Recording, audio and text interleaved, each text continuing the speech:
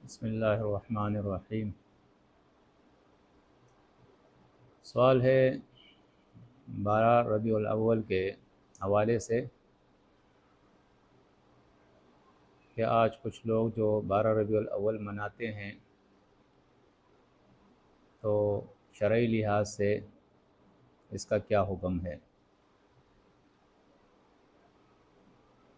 دیکھیں، سب سے پہلے تو یہ بات سمجھ لینی چاہیے کہ قرآن مجید کے اندر اللہ فرماتا ہے الیوم اکملت لکم دینکم، ہم نے آج تمہارا دین مکمل کر دیا ہے تمہارے لیے۔ نبی کریم صلی اللہ علیہ وسلم نے فرمایا کل محدثۃ بدعہ وکل بدعۃ ضلالہ۔ دین کے اندر اپنے طرف سے کوئی کام، کوئی بات بنانا، نئی بات، نیا کام، یہ بدعت ہے، اور ہر بدعت جو ہے وہ گمراہی ہے۔ تو اب ہمیں یہ دیکھ لینا چاہیے کہ یہ 12 ربیع الاول منانا،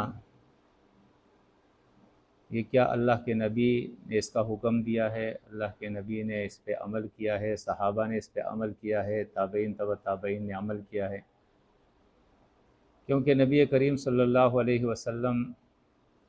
نے فرمایا کہ 3 قرن جو ہے یہ بہتر ہے، میرا قرن اور اس سے پھر متصل قرن، پھر اس سے متصل قرن، یعنی نبی کریم صلی اللہ علیہ وسلم، پھر صحابہ، پھر تابعین تبع تابعین، یہ بہترین قرون تھے۔ تو ہمیں دیکھنا چاہیے کہ یہ 12 ربیع الاول جو ہے یہ منانا ان 3 بہترین قرون کے اندر تھا یا نہیں۔ تو جب ہم تاریخ کا مطالعہ کرتے ہیں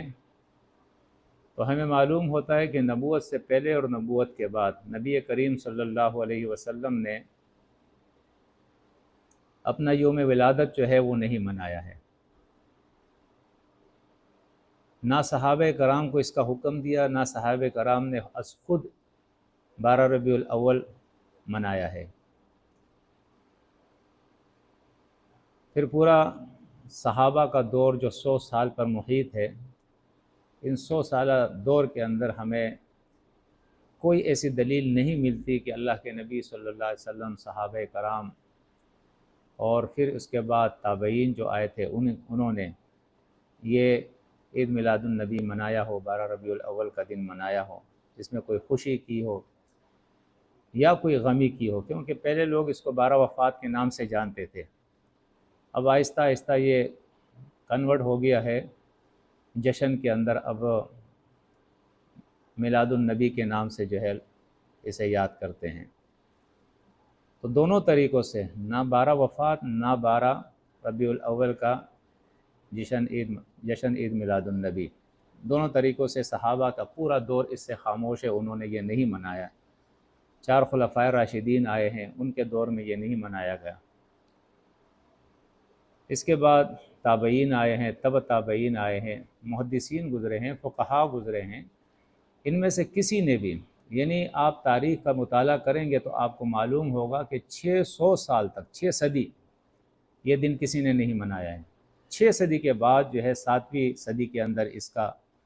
جو ہے اجرا ہوا ہے، اور یہ منانا لوگوں نے شروع کیا، اور آہستہ آہستہ اس کے اندر اضافہ ہوتا رہا۔ حالانکہ ابھی تو یہاں تک یہ بڑھ گیا ہے کہ باقاعدہ 12 ربیع الاول کو لوگ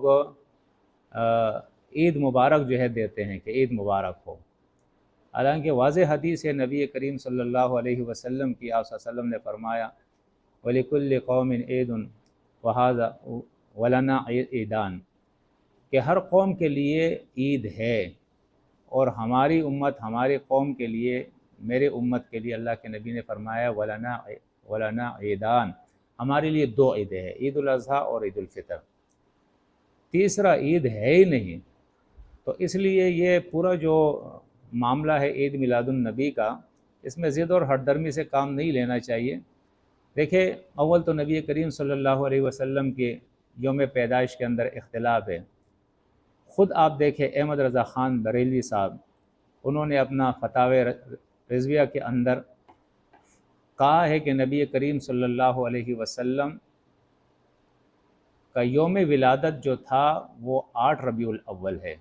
اسی طرح بعض نے 9 ربیع الاول کہا، بعض نے جو ہے وہ 12 کہا ہے، تو اس میں اختلاف ہے، یعنی آپ کی پیدائش کے یوم میں اختلاف ہے، لیکن آپ کے وفات پہ اختلاف نہیں ہے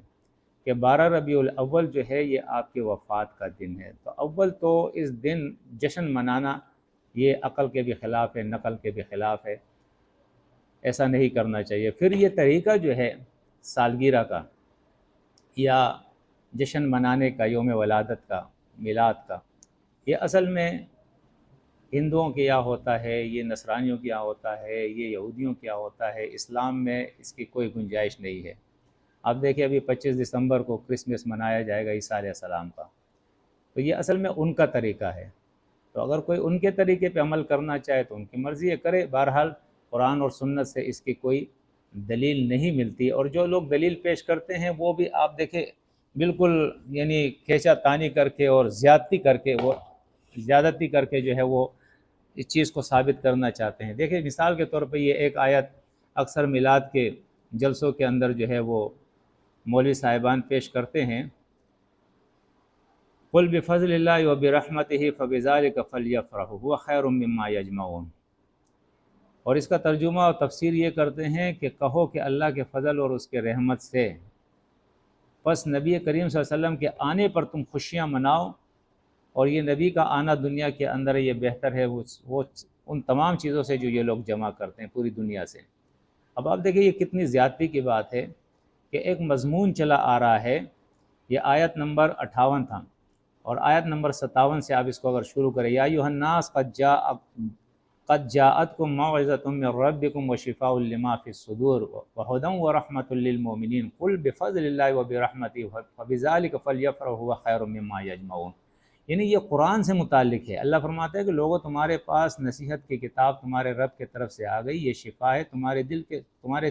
صدور کے لیے، سینوں میں بیماریاں اس کے لیے، اور یہ ہدایت اور رحمت ہے مومنین کے لیے۔ بس اس کتاب کے آنے پہ تم اللہ کے اس فضل پہ اور اس کی اس رحمت کے اوپر تم جو ہے خوش ہو جاؤ۔ تو اس کو آپ دوسرے طرف آپ نے موڑ دیا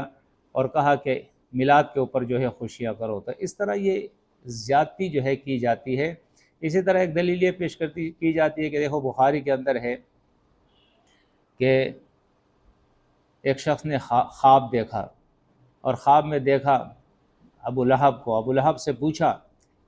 کہ آپ پہ کیسے گزر رہی ہے، تو اس نے کہا کہ بھائی بڑا سخت عذاب ہے،